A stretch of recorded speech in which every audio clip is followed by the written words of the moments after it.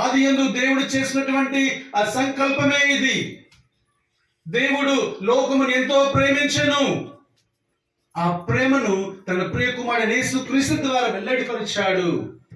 అటువంటి సంకేతము, ఈ యొక్క ఆ సంకేతాన్ని వాళ్ళు ప్రచురం చేశారు.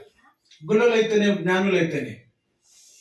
దీని ద్వారా వారు అప్పుడే దేవుని రక్షణ స్వార్థను ప్రకటించడం మనం చూస్తాం. ప్రియ దేవుని బిడ్డలారా, అయితే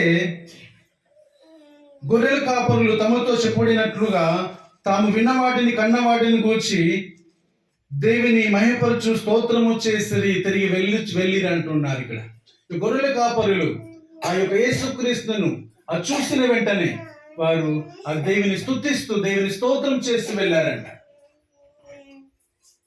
మనము దేవుని స్తుతిస్తూ ఉన్నామా? దేవుని గణపరుస్తూ ఉన్నామా? దేవుని కీర్తిస్తున్నామా? ఒకసారి ఆత్మ పరిశీలన చేసుకోవాలి.